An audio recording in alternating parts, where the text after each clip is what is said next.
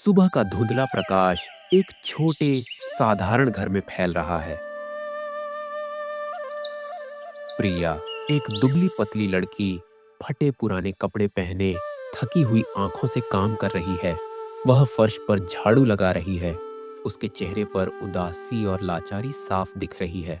घर के भीतर से बर्तनों के खड़कने और चूल्हा जलाने की आवाजें आ रही हैं।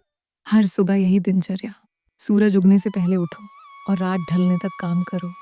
काश माँ होती तो शायद यह सब इतना मुश्किल न होता। अरे ओ अभागिन, अभी तक नाश्ता नहीं बना? क्या दिन भर बैठी रहेगी?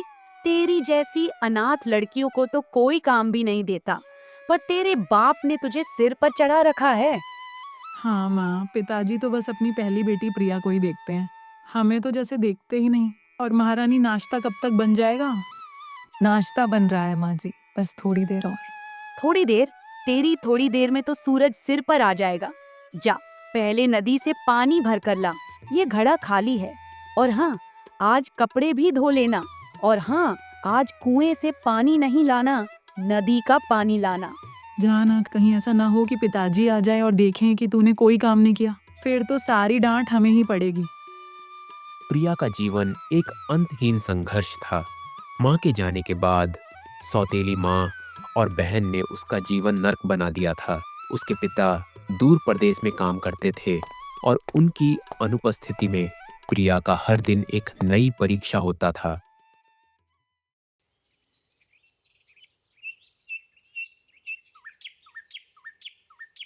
प्रिया के मन में तूफान है। वह नदी किनारे बैठकर अपनी माँ को याद करती है। तभी एक बच्चे के रोने की बहुत धीमी आवाज आती है। हे भगवान, ये क्या है? एक बच्चा? ये यहाँ कैसे? कौन इसे छोड़ गया? प्रिया नदी में उतरकर बच्चे को बचा लेती है। अरे ले ले ले, तुम कितने छोटे और प्यारे हो। तुम्हें किसने छोड़ दिया यहाँ? मैं हूँ ना, मैं तुम्हें मरने नहीं दूंगी। चलो मैं घर पर ले जाकर तुम्हें दूध पिलाती हूँ। प्रिया बच्चे को लेकर घर में प्रवेश करती है। वे प्रिया को देखकर चौंक जाती हैं, खासकर बच्चे को देखकर। अरे ओ अभागिन, कहाँ मर गई थी इतनी देर से? और ये क्या है? ये किसके बच्चे को उठा लाई?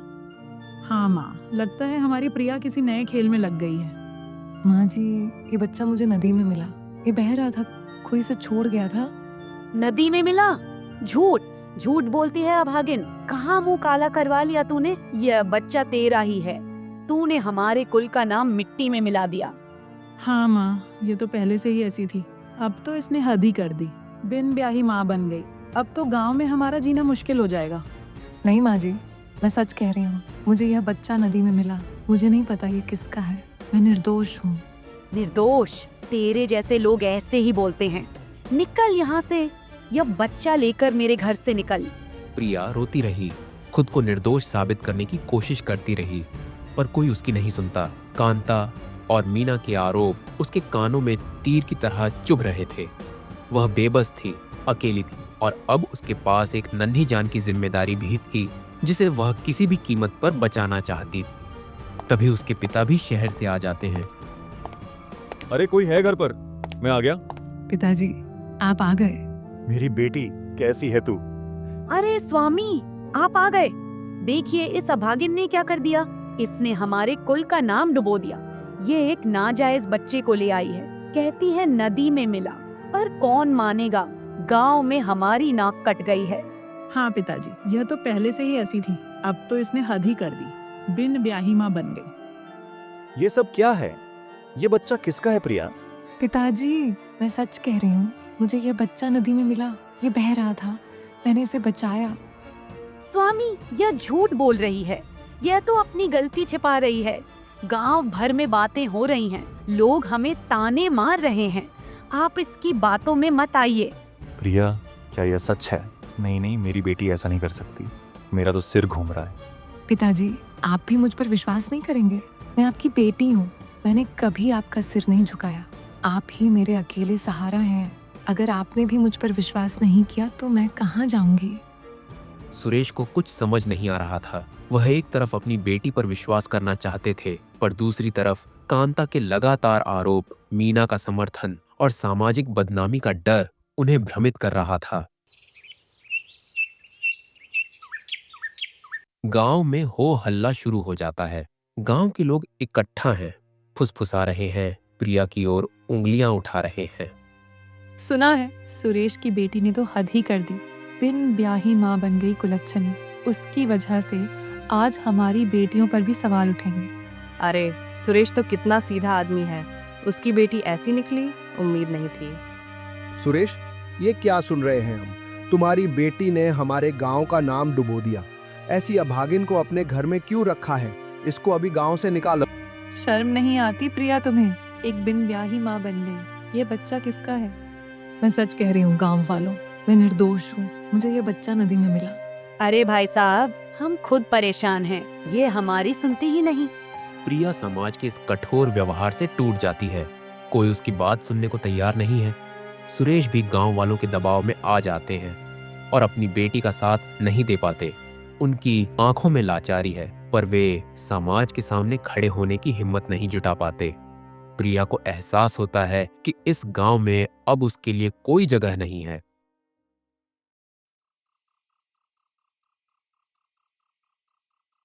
रात के वक्त प्रिया बच्चे को लेकर घर के बाहर आती है।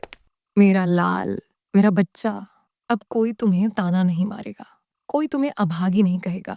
ये दुनिया हमें नहीं समझती, पर हम अपनी दुनिया खुद बनाएंगे। प्रिया चुपचाप घर छोड़कर निकल जाती है। प्रिया जंगल की ओर निकल पड़ती है। अंधेरा घना है, जंगली जानवरों की आवाजें आ रही हैं, ठंडी हवा चल रही है, पर प्रिया के कदम नहीं रुकते। उसके पास केवल उसका बच्चा है और उसके भीतर एक माँ का अटूट प्रेम है। भटकते भटकते उसे एक छोटी सी कुटिया दिखाई पड़ती है, जहां एक वृद्ध साधु बाबा ध्यान में लीन थे।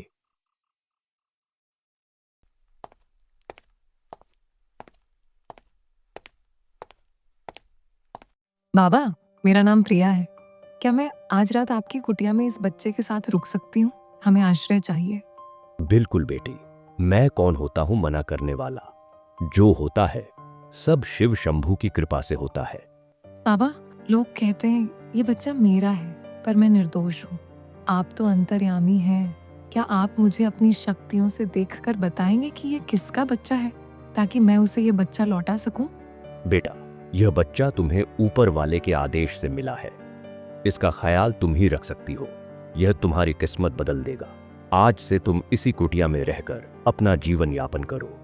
यहां तुम्हें कोई परेशान नहीं करेगा। प्रिया ने अपनी सारी ताकत और ममता अंशु को पालने में लगा दी।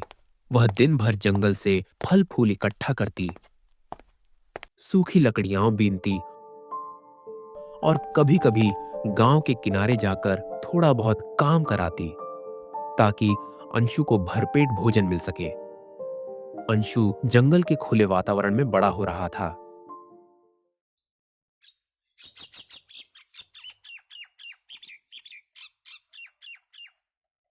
एक दिन प्रिया जंगल में जड़ी बूटियां इकट्ठा कर रही थी। तभी उसे एक वृद्ध व्यापारी सेठ धर्मपाल जंगल में घायल अवस्था में मिले।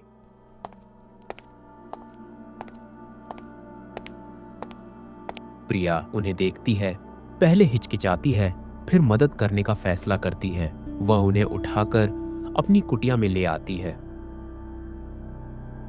सेठ जी, आप ठीक तो हैं? क्या हुआ आपको?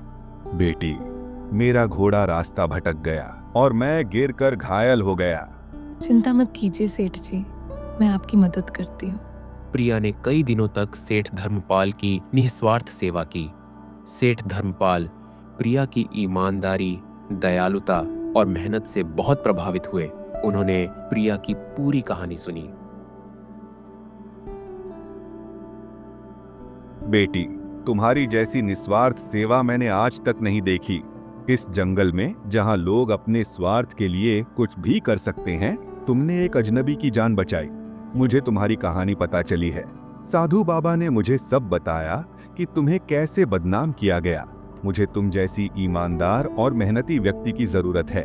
तुम मेरे साथ शहर चलो, मैं तुम्हें अपने व्यापार में काम दूंगा। तुम्हें और तुम्हारे बेटे को एक नया जीवन मिलेगा। सेठ जी, पर मैं एक अनाथ हूँ और मेरे पास बच्चा भी है।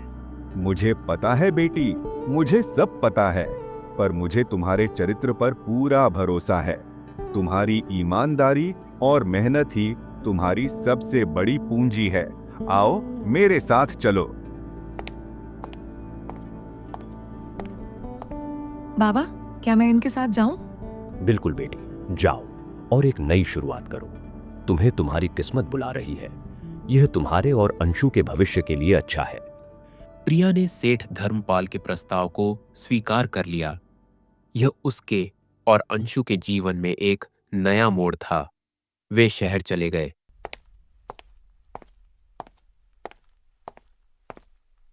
जहां प्रिया ने सेठ धर्मपाल के व्यापार में पूरी लगन से काम करना शुरू किया।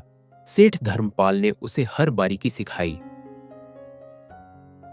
जल्द ही प्रिया की बुद्धिमत्ता और व्यापारिक समझ रंग लाई। उसने नए बाजारों में अपनी पहचान बनाई, नए उत्पादों को विकसित किया और कुछ ही सालों में प्रिया हर्बल्स एक जाना माना नाम बन गया। प्रिया एक सफल और धनवान महिला बन गई। जहां एक ओर प्रिया का भाग्य चमक रहा था, वहीं गांव में कांता और मीना का जीवन बद से बदतर होता जा रहा था। उनकी आलस्य और बुरी आदतों के कारण घर की आर्थिक स्थिति बिगड़ती गई। यह सब तेरी वजह से हुआ मीना। तूने कोई काम नहीं किया, घर में खाने को दाना नहीं। मेरी वजह से तुम खुद दिन भर सोती रहती हो। पिताजी भी अब कुछ काम नहीं करते। पता नहीं क्या सदमा लग गया है उन्हें। सुरेश को प्रिया के जाने का सदमा सा लग गया था और वे बीमार रहने लगे थे, जिस कारण अब कांता और मीना भी उन्हें ताने मारने शुरू कर दिए थे। अरे जाओ ना, तुम भी अपनी बेटी के जैसा घर क्यों नहीं छोड़ देते? बोझ बनकर बैठे हो हमारे सर पर। काम धाम तो होता नहीं, बस फ्री की रोटी तोड़ते हो। अब ऐसे ताने सुरेश को रोज मिलने लगे थे और वे भी लाचार थे, कुछ बोल भी नहीं पाते थे। काश मैंने अपनी प्रिया पर विश्वास किया होता। वह कितनी सीधी थी। कहाँ होगी मेरी बेटी? क्या कर रही होगी बेचारी? कई साल बीत गए। अब प्रिया एक सफल व्यापारी बन चुकी थी। उसके पास धन, सम्मान और एक सुंदर समझदार बेटा अंशु था। अंशु अब एक युवा लड़का बन चुका था, जो अपनी माँ का सबसे बड़ा सहारा था। एक दिन प्रिया ने अपने गांव में पिता को देखने का फैसला किया। एक चमकदार काली कार गांव की धूल भरी सड़क पर आती है। कार से प्रिया और अंशु उतरते हैं। गांव वाले उन्हें देखकर हैरान रह जाते हैं। अरे ये कौन है? इतनी भव्यता, ये कौन आ गया गांव में, और वो भी इन फटेहाल लोगों के घर में? अरे ये तो प्रिया जैसी दिखती है, पर ये इतनी बदल कैसे गई? प्रिया घर के बाहर से अपने पिता को आवाज लगाती है। पिताजी, क्या आप घर पर हैं? कौन हो? क्या चाहिए? कौन हो बेटी, तुम्हें क्या चाहिए? अरे होगी कोई अमीर जादी, हमारे साथ फोटो खिंचवाने आई होगी। तुम मुंह बंद करके अंदर जाओ, इसे तो मैं समझाती हूँ। मैं प्रिया हूँ पिताजी, आपकी प्रिया। प्रिया, मेरी बेटी प्रिया, तुम कहाँ थी बेटी इतने सालों से? मैंने तुम्हें कहाँ नहीं ढूंढा, पर तुम्हारा तो कोई नामो निशान ही नहीं मिला। पिताजी, मैं शहर में चली गई थी और वहीं मैंने पढ़ा लिखा और अपना खुद का बिजनेस शुरू किया, और आज मेरे पास सब कुछ है पिताजी। चलिए, मैं आपको लेने आई हूँ। आपकी हालत देखकर लग रहा है आपके साथ भी यहाँ अच्छा सलूक नहीं हो रहा है। बेटा, ये लड़का कौन है? पिताजी, आपने पहचाना नहीं? यही वो बच्चा है जिस कारण आप लोगों ने मुझे इस गांव से निकाल दिया था। इसका नाम अंशु है। गांव वाले सभी वहां इकट्ठा हो जाते हैं और प्रिया वहीं चौपाल पर जाकर खड़ी हो जाती है। आज मैं आप सबको एक कहानी सुनाने आई हूँ। ये कहानी मेरी है और इस बच्चे की, जिसे आप सबने नाजायज कहा था। आज से कई साल पहले मुझे ये बच्चा नदी में मिला था। मैंने इसे बचाया, पर आप सबने मुझ पर आरोप लगाए। मेरे पिता ने भी मुझ पर विश्वास नहीं किया। मुझे घर छोड़ना पड़ा और मैं इस बच्चे को लेकर जंगल में भटकती रही। पर आज मैं आप सबको एक और सच्चाई बताऊंगी।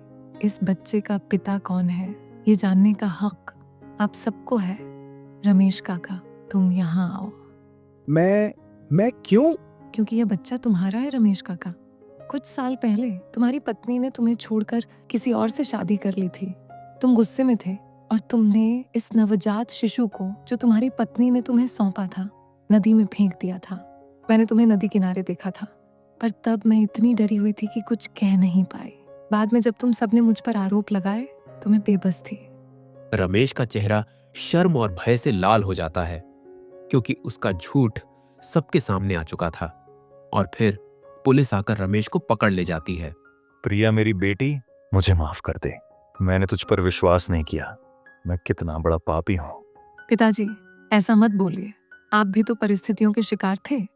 माँ, आपने मेरे लिए कितना कुछ सहा। आपने मुझे एक नया जीवन दिया, एक पहचान दी। मैं हमेशा आपका आभारी रहूंगा। आप मेरी सबसे बड़ी प्रेरणा है।